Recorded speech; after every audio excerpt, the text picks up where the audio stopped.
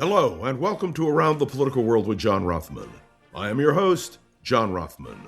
If you're a fan of the show, make sure to hit the follow button on the top right of Apple Podcasts, Spotify, or wherever you are listening at this very moment. When you hit follow, leave a review or share an episode with a friend. It helps other people discover the show, keeps us going. So I like to point out each and every day, it expands our base. This morning, the news is unfolding at a rapid pace. My ability to analyze what has happened is, of course, dependent in large measure on what the news is and how it is reported. But as we speak, things are fluid. We don't know yet what will happen in Minnesota. And I want to be crystal clear. The death, however she died, by Renee Good in Minnesota is something that is going to be explored and discussed for days and weeks to come. The President of the United States, Donald Trump, and the Secretary of Homeland Security, Kristi Noem, say that what happened in Minnesota yesterday was according to the book, that the ICE agent who performed his task, did it exactly the way he was trained to do. On the other hand, we can look at the tape, and there are not just one tape examples, there are several tape examples. We can look at the tapes and say, wait a minute, I'm not so sure. And yet, there is a defensive position taken by the administration from the minute this tragedy occurred. So let's raise the question, should ICE be put on ice? That's right. Should the president withdraw the ICE troops from Minnesota and rely on the Minneapolis-St. Paul police force to do the job? And by the way, I haven't seen the Minneapolis police force, the St. Paul police force, out. Have you? And if you did, could you tell the difference between who they are and the ICE agents? And what happens when the ICE agents confront the regular police? You know, this is a serious moment, which shows, and I want to be very blunt, I want to give it to you off the bark, this shows what this administration is doing that is so dangerous. First of all, in Minneapolis, St. Paul is not a city which requires the kind of presence which ICE is now provoking. No, we don't need that. We know that it is a well-ordered city. And if you listened to the mayor, who is the mayor of the city, he called it out. He used words that some of us might not have chosen. And that may be to his credit or to his detriment. But when he says a word that begins with F and ends with K, and I'm not saying fork, when he says that it is BS what the administration is saying, when he, the mayor of the city, speaks out loudly and clearly and describes what is happening in Minnesota at this moment, the way he does, all of us should pause. Now, let me be clear. The administration should not be responding defensively. The administration should be responding with a demand for objectivity and clarity. What we are seeing is a political divide in a question which is more than politics. It has to do with the conduct of an administration. And let me point out that federal courts have stopped Donald Trump from sending ICE agents and federal troops, including the National Guard, into cities across America. There is a reason why Donald Trump in this situation and Kristi Noem in this situation ought to be, well, we ought to stop and think. They issued reflex reactions, statements that supported ICE and criticized anyone who would dare to protest or, in fact, be caught in the crossfire. And the question is, was Renee Good protesting? Was she caught in the crossfire? Did the ICE agents act appropriately? Are there real questions which ought to be raised? And how will this play in terms of the factual events which took place on the streets of Minnesota just yesterday? As we record this particular podcast, there is great controversy. We can see more demonstrations being mounted. We can see an administration which continues to be inflexible. And I want to ask a blunt question.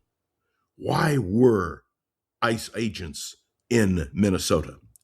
It is because the president's accusation against a community of color living in the Minneapolis-St. Paul area and his decision to crack down on what he views as criminals. Let me be clear. I haven't seen any evidence put forth by the administration which shows chaos in the streets. What I have seen is the use of ICE agents, which is creating chaos in the streets. Is it time to put ICE on ice? That's the question. And it's one which is going to be asked all day today. I do want to comment on the partisan nature of this event. It appears that Democrats are on one side and Republicans, let me be careful, Trump supporters are on the other side. And this should not be a partisan matter. We are dealing now with an explosive situation, and we are seeing, even early in the morning in Minneapolis-St. Paul, the explosion on the streets. We are listening to elected public officials who are denouncing what ICE has done.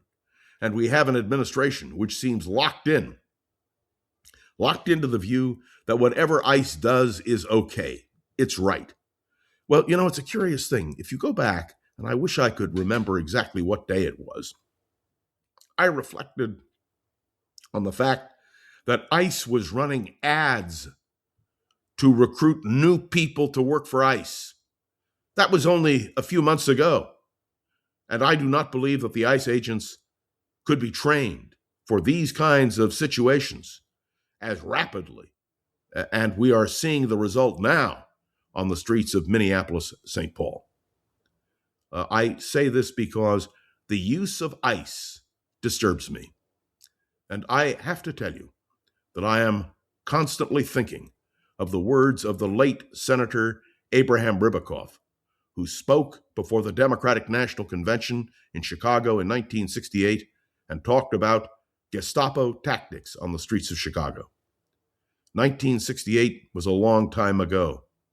But in this year of 2026, to see federal agents, and ICE agents are federal agents, using the kinds of tactics that we saw yesterday, the shooting and the killing of Renee Good, by the way, where there's no apparent reason for that shooting, well, that should raise questions. And it does raise questions. And what does it raise questions about? The misuse of federal authority. We do not live in a police state. We do not live in a state where there are Gestapo tactics. At least I hope we don't. This is a matter which will be discussed throughout the day, and which no doubt we will be taking up again and again, because from Donald Trump's point of view and Kristi Noem's point of view, this is just the beginning of a righteous cause. From my point of view, it is a question of whether or not federal authorities are being used properly. And the answer is that in court after court, and from those of us who observe the political scene, what Donald Trump is doing, what Kristi Noem is doing, is pouring gasoline on an already inflamed situation. You may not agree with me, but I can tell you, as I listen and I watch, and I listen to the elected public officials who, yes, are Democrats, but I don't think that should matter. Not at all. You see, what Donald Trump and Kristi Noem are really doing is going after Democrats in what they call Democrat-controlled states. They've already announced that they are going after 5 states. 5 states. Minnesota, New York, California, Illinois, and Colorado. They've cut $20 billion from health and human services aid in those states. And look what they're doing to Mark Kelly, the senator from Arizona. It is not a persecution as much as it is a prosecution. That's right, Mark Kelly is still free, no one's arrested him. But when you watch what's happening to him, it is an indication of what we are now seeing. This is something which horrifies me. And may I say again that the cutting off of money for the Corporation for Public Broadcasting, the fact that public broadcasting is going out of business, should concern all of us, because the news coverage, which we now use coming from all of the networks, is important. And the fact that the federal government is waging a war against governors, mayors, because they're Democrats, because there are states that have been singled out, Minnesota, New York, California, Illinois, Colorado, the fact that Health and Human Services is eliminating $20 billion in funding, the fact that all of this is happening, even as the events in Minnesota are unfolding, should cause everyone to have great concern. Now, I will, when this podcast is over, go back to listening and watching what is happening right now. But let us be clear, and I don't want there to be any ambiguity in my words. What Donald Trump is using the power of the federal government. What he is doing is using the power of the federal government in a way which is heavy-handed, high-handed, and wrong. Let us understand that Donald Trump is creating and manufacturing crises, and the thing I'm most worried about now, as there are responses, is the response of Donald Trump and Kristi Noem will be even more repressive. No, it's a dangerous moment in the history of this country. Make no mistake. And I would be remiss if I did not point out that Donald Trump in the New York Times today is reported as saying that we could, in terms of Venezuela, the occupation could last for years. Read the story, the direct quote from Donald Trump, and his withdrawal from 66 global organizations, unilaterally by the President of the United States, by his order, is to me equally shocking. We now are, well, I feel like a juggler with numerous balls in the air, domestic, foreign, and a presidency out of control. And I do want to say that very clearly. I do believe that this president is out of control and his administration needs to be, well, reined in. And the only agency which can do that, well, the Congress. Where are the Republicans? Again, I raise that question. And yes, the courts, which need to act and react quickly. These are troubling times. These are times which create for many of us feelings of deep apprehension. The name of Renee Good is going to echo, as did the name of George Floyd, through what I will term this abuse of power and the escalation on an hourly basis of the tensions which exist need to be reported. And we need to understand that it is not just the domestic concerns which we have. When the New York Times can quote the president as saying that the occupation of Venezuela could last for years, we should be very worried. And when we know a president is withdrawing from 66 global organizations dealing with issues about which we care deeply, we should be concerned. There is no doubt that this president, in my mind, is exercising his power, and he has a constitutional right to do it. But we have the constitutional right to be critical. And for those who are critical, I do not view them as being disloyal, not in the least. In fact, I believe the ultimate loyalty is to this kind of criticism, which should be free and far-ranging. I would be remiss this morning if I did not point out that we face a health crisis in this country. The vaccine decisions by this administration are clearly creating havoc in health. I want all of you to understand there are limited number of things I can talk about in the time I am allotted, but I am doing my best to highlight for you the things which concern me today. The long-range health of this country, both politically and medically, is at stake. Our relations with the world, well, that's another great question. Just take a look at the way Europe is responding to the Trump administration at this moment over Greenland.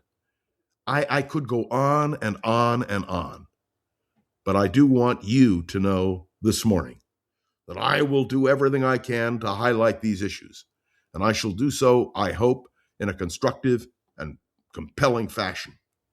But this morning, all of us should be a little bit afraid, a little bit worried about an out-of-control administration and the implications of what they are doing. I say this with deep regret, but with a sincere belief that what I am saying is true. We will be watching and listening all day today, and I'm sure you will be as well. And of course, tomorrow, we'll reflect on it all. Thanks for tuning into another episode of Around the Political World with John Rothman. I'd love to hear your thoughts on today's episode. You can write me a review on Apple Podcasts, drop a comment on YouTube or Spotify, and click any of the links to the show notes to connect with me on social media. Remember, please, to share this episode with a friend or colleague so we can continue to grow and expand, which of course is our goal. And of course, this show has been getting so much positive attention that we now have advertising support. I am proud of that and glad that all of you understand that our goal is to grow and expand. Because, well, at least my opinion is that we have a lot to talk about. I want to thank Gogo Zoger, the wonderful producer of this program. I will be back tomorrow. There will be so much more to discuss. I am John Rothman, and you are listening to Around the Political World with John Rothman. See you tomorrow.